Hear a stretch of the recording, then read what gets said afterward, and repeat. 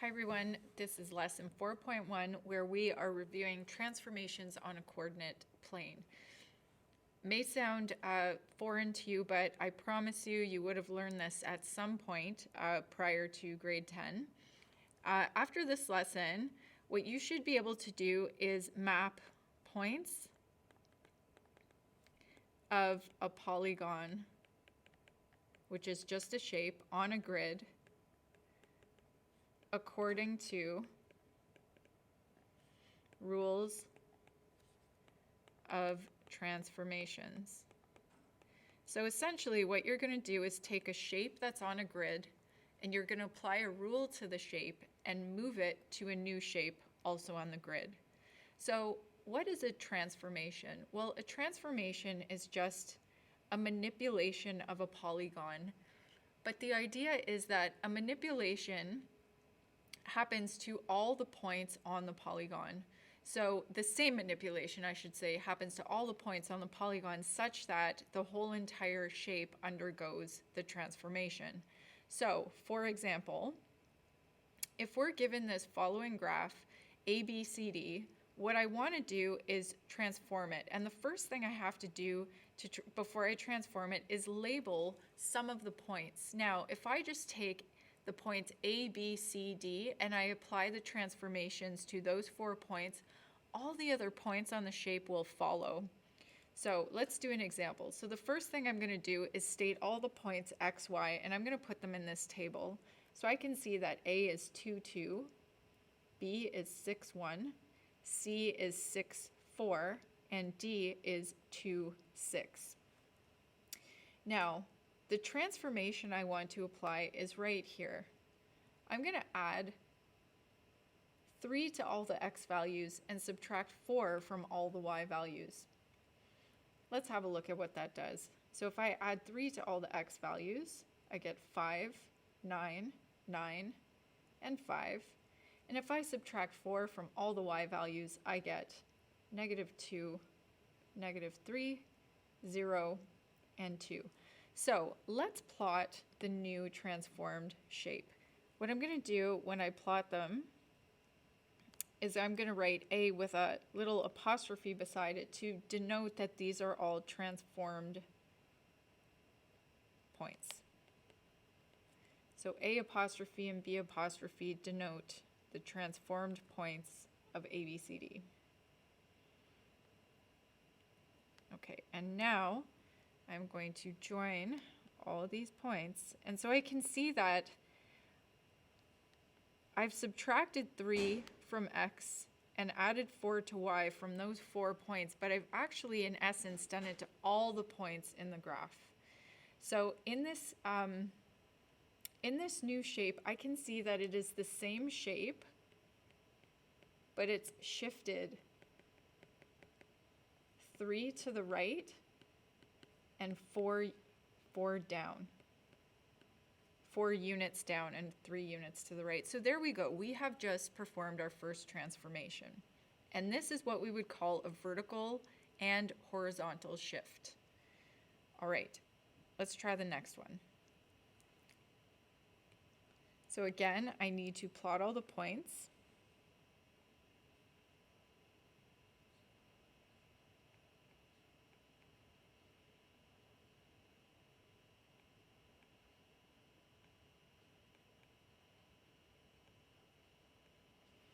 And then what I want to apply is this transformation. I want to multiply by -1 all the y values. So what I'm going to do is just copy and paste all the x values because those aren't changing.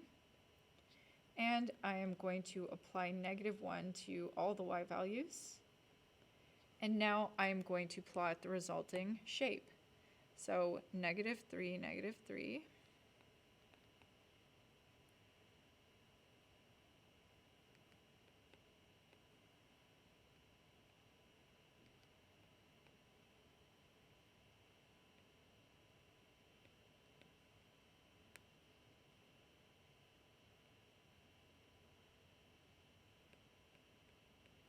And let's join the points together.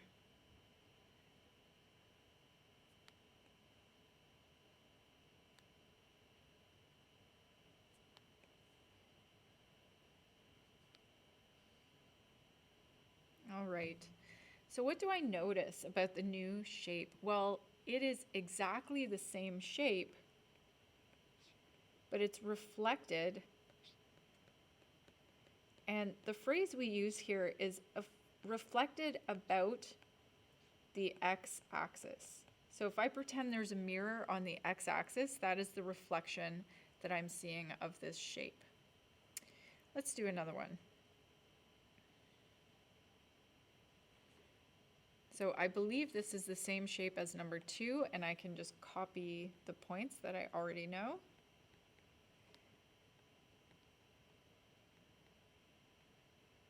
And now I'm going to apply this transformation where I multiply all the y values by -2.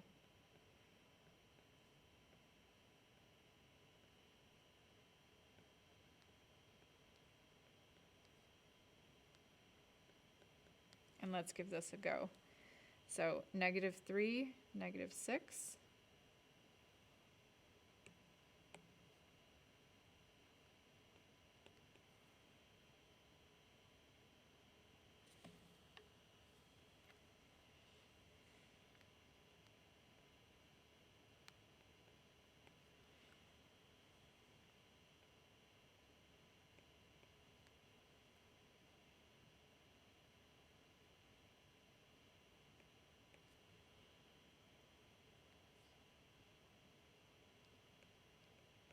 And let's join them together.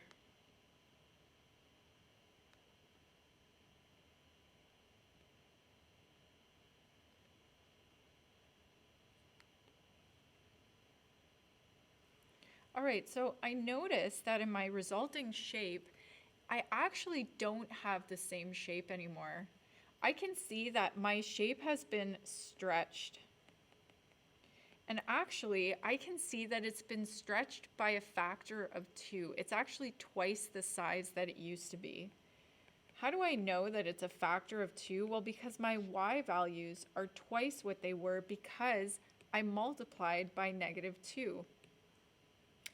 It's also reflected about the x-axis. So hopefully I can begin to see what these different transformations do. For example, when I add to the x and y values, my shape shifts vertically and horizontally on my grid. When I multiply the y values by -1, I get a reflection in the x-axis. When I additionally multiply by a negative and some number other than 1, I get a stretch, or if this number was less than 1, it would be a compression. Let's do a couple more, 2 more to be exact. So what I want us to do now are compound transformations. So what I mean by that is we're going to do 2 transformations at once. So first things first, I need to write down all the points that I have on this grid. So let's do that first. -4, 0, -3, 1, -2, 0, -1, -1, 0, 0, 1, 1, 2, 0, 3, -1, and finally 4, 0. So what I want to do to this shape is first I want to multiply by -2 all the y values. So that's my first set of transformations, which I'm going to do in red. So actually my x values don't change at all, so I'm going to copy and paste those first. And then all of my y values end up being multiplied by -2. So what I would expect to happen here, and by the way, 0 times -2 is still 0.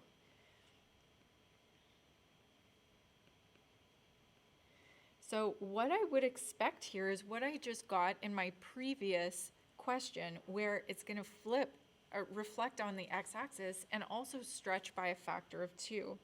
Now, if I were to graph this, well, I can graph it. I would see that my points do in fact do that. They're flipped and stretched by a factor of 2. So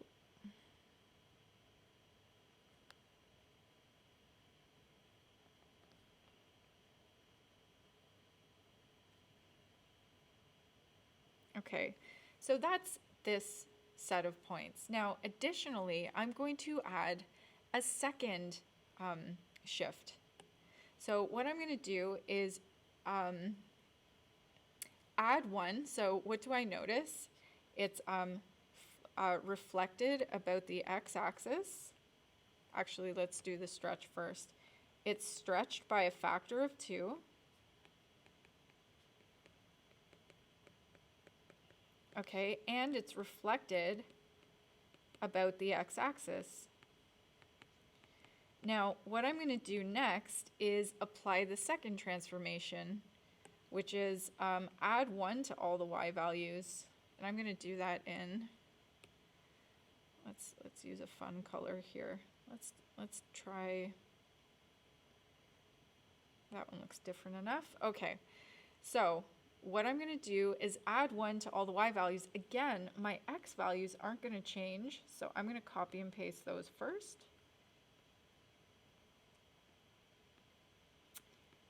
And I'm going to add 1 to all the y values from here. Okay, so not from the original one. I want this to be a compound transformation. So 1, -1, 1, 3.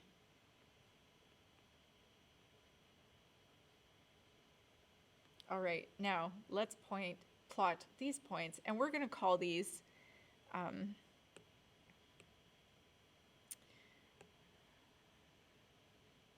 so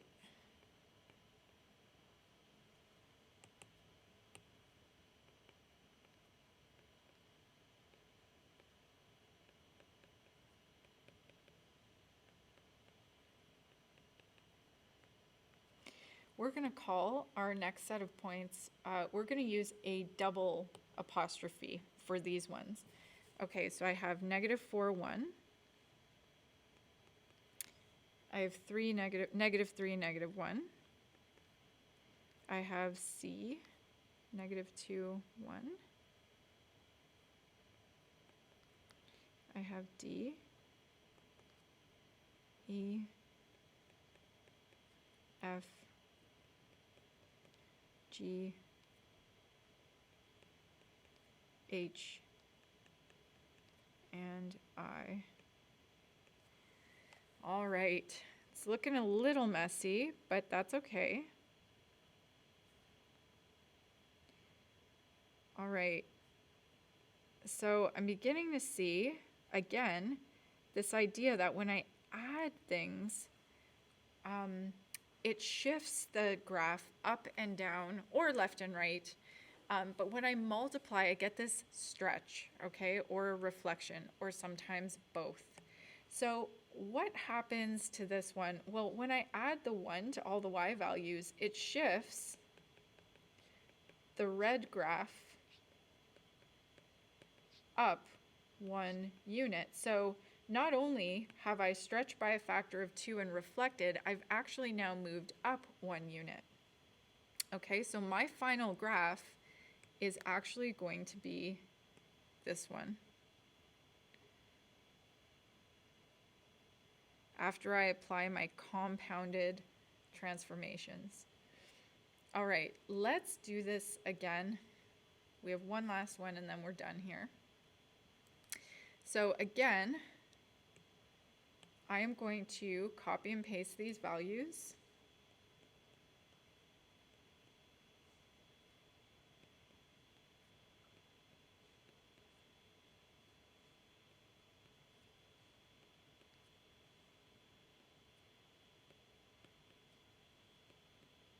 Okay, and then what I'm going to do is I'm going to add 1 to all the y values. So that's my next transformation here. I'm going to copy and paste the x values.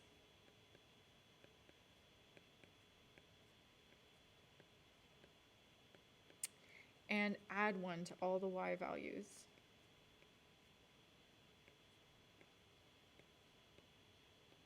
All right, let's plot this guy here. -4, 1.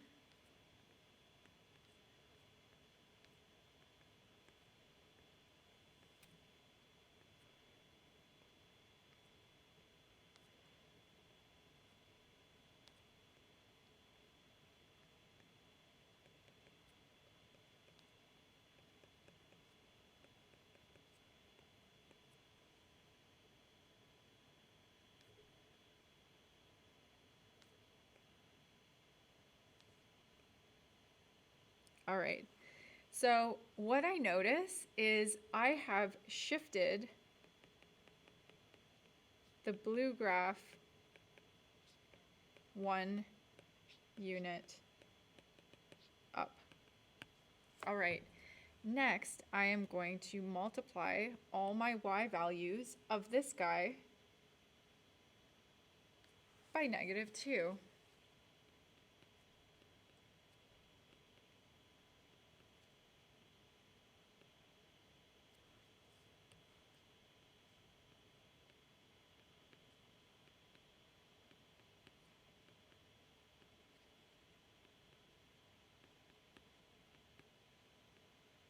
All right, now let's plot these ones. So I get -4, -2, -3, -4.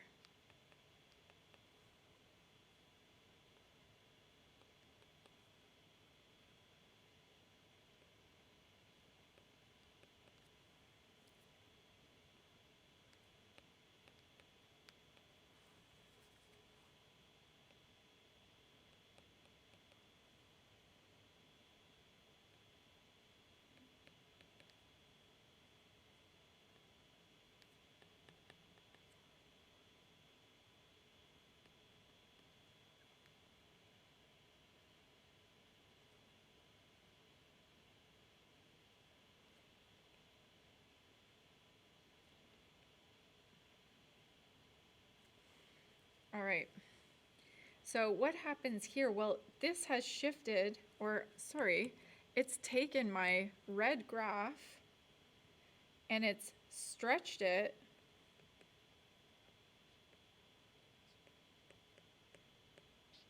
by a factor of 2 and reflected about the x-axis, right? So let's again look at this final guy. And what I want to notice here, what difference do I notice between graphs 4 and 5? Well, if I zoom out for just a sec, I can see that actually these were the same transformations with the same initial graph, but they were applied in a different order. Okay? So what difference do I notice in number 4 and 5? Well, what I notice is that order of transformations